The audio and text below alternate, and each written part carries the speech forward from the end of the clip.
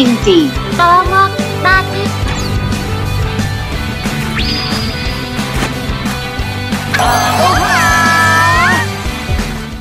Oke Kima-Kima sekalian, welcome back di channel Vijinti. Kali ini kita akan melanjutkan pembahasan light novel Gimai Seikatsu volume 3 part yang kedua. Nah, sebelum masuk ke pembahasannya, tak bosan-bosan dan tak henti-hentinya aku meminta dukungan kalian lah Kima dengan cara subrek dan aktifkan lonceng notifikasinya, biar kalian gak ketinggalan update dari channel ini. Karena kita sekarang sedang on the way 500 subscriber. Dan itu semua bisa terwujud hanya dengan bantuan kalian lah Kima, oke? Dan perlu kalian tahu Kima, kalau channel kita ini itu upload 2-3 kali dalam seminggu. Jadi untuk menyelesaikan 3 part pembahasan light novel itu membutuhkan 1 minggu lebih. Jadi buat kalian yang requestannya belum Mimin bahas, sabar ya Kimaku, secepatnya pasti akan dibahas. Oke lah, gak usah banyak bacot, kita langsung gas ke pembahasannya. Sekarang kita masuk ke chapter yang keempat dengan judul 25 Agustus, tepatnya hari Selasa. Dilanjutkan setelah Yuta waktu itu gagal membujuk Saki agar mau ikut pergi ke kolam renang. Yuta masih berpikir keras bagaimana cara agar ia bisa menghilangkan keras kepalanya Saki. Yuta sadar kalau Saki seperti ini dikarenakan kondisi keluarganya yang dulu yang sedikit berantakan. Sehingga Saki dari dulu sudah terbiasa hidup mandiri. Saki terus berupaya agar ia tidak menyusahkan ibunya. Itulah yang membedakan Saki sewaktu kecil dengan anak-anak lainnya pada umumnya. Dan itu menjadi kebiasaannya sampai remaja seperti sekarang.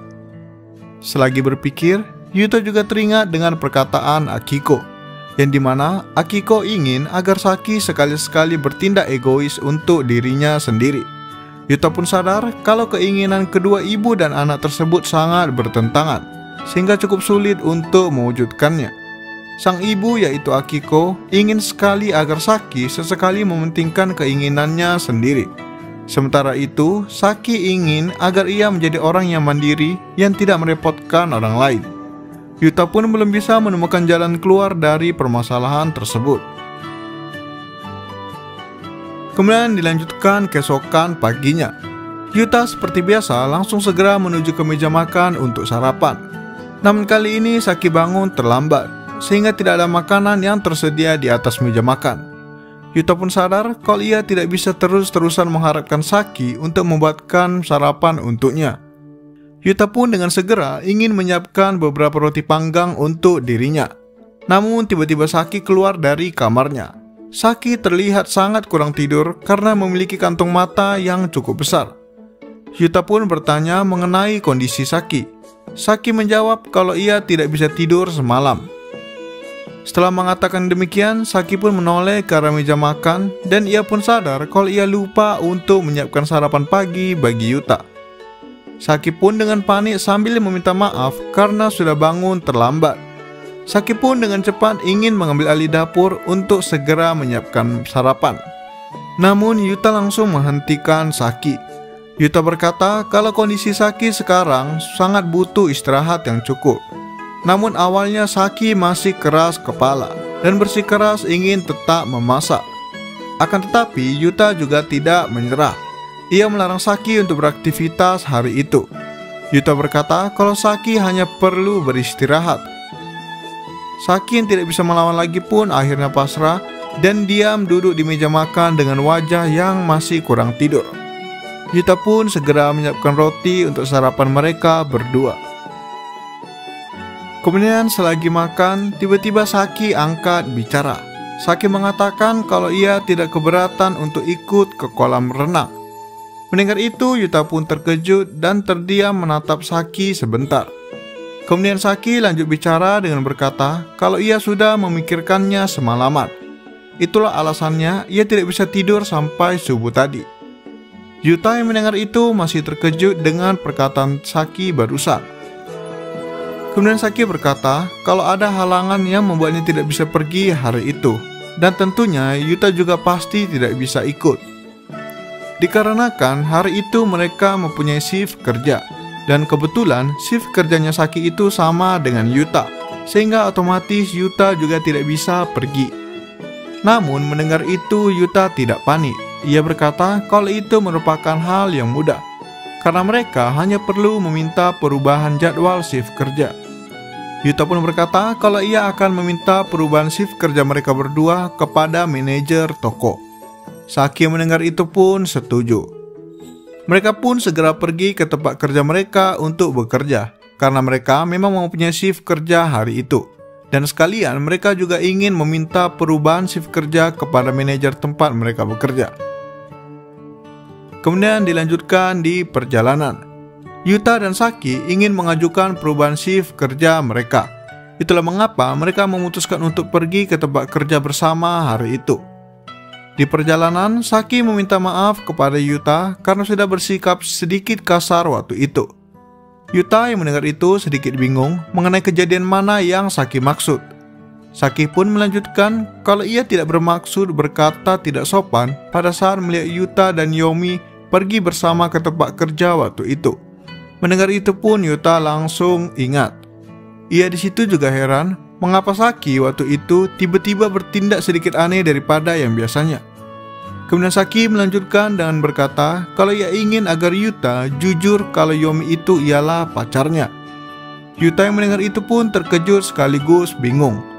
Setelah beberapa saat, Yuta pun membalas dengan berkata bagaimana bisa Saki mengambil kesimpulan kalau ia dan Yomi selama ini berpacaran. Saki pun berkata kalau ia juga tidak tahu. Ia hanya berbicara berdasarkan perasaannya.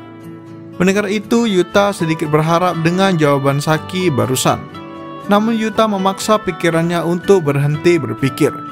Ia tidak ingin salah langkah dan merusak hubungannya dengan Saki. Yuta pun berkata dalam hatinya kalau ia cukup menikmati hubungannya dengan Saki seperti sekarang, sehingga ia tidak ingin salah bicara dan merusak semuanya. Kemudian sesampainya di stasiun, Yuta teringat mengenai dirinya yang masih membawa sepeda dari tadi. Ia sadar kalau ia nantinya akan pulang bersama dengan Saki, sehingga tidak perlu membawa sepeda. Saki melihat itu sedikit terdiam dan bertanya kepada Yuta. Yuta menjawab kalau ia secara refleks membawa sepedanya, karena sudah kebiasaan. Mendengar itu, Saki pun tertawa kecil sambil mengejek Yuta.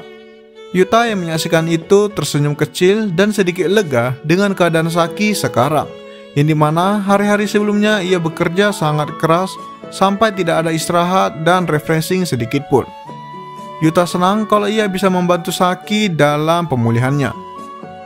Kemudian setelah sampai di tempat kerja, mereka berdua langsung mendatangi manajer toko dan meminta perubahan shift kerja.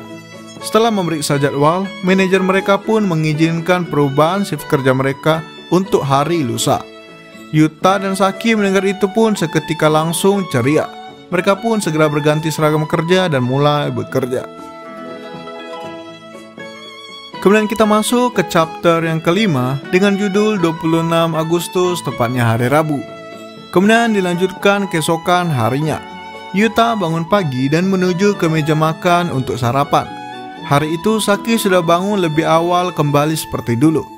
Yuta yang melihat Saki sedang menyiapkan sarapan pun sedikit lega, karena Saki sudah cukup istirahat akhir-akhir ini.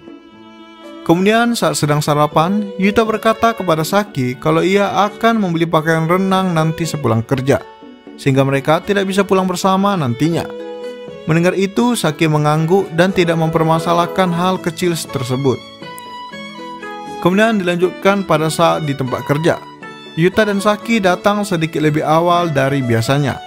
Mereka ingin bekerja maksimal hari itu, karena manajer di tempat mereka bekerja memberi izin untuk mengganti shift kerja mereka asal mereka bekerja keras hari itu. Yuta dan Saki pun tidak ingin mengecewakan kepercayaan yang diberikan kepada mereka. Mereka pun mulai berganti seragam dan mulai bekerja keras. Kemudian setelah selesai bekerja, Yuta pun pamit kepada Saki. Yuta berkata kalau ia harus segera pergi ke toko pakaian sebelum tutup. Kemudian saat hendak pergi, Saki langsung menghentikan Yuta.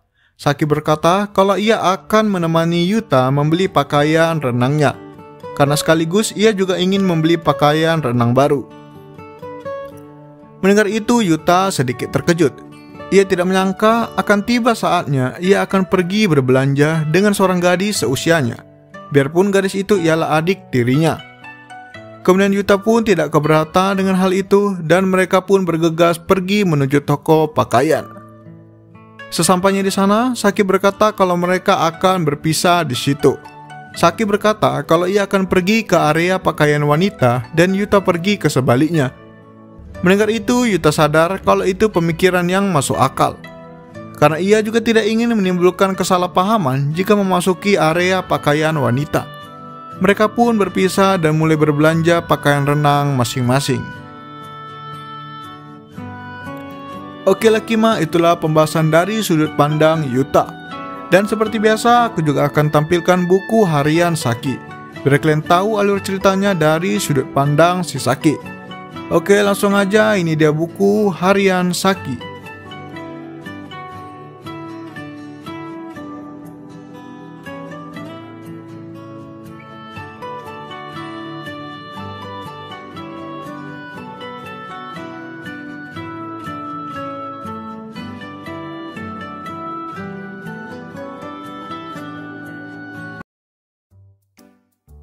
Oke lah Kima-kimaku, sekian video kali ini.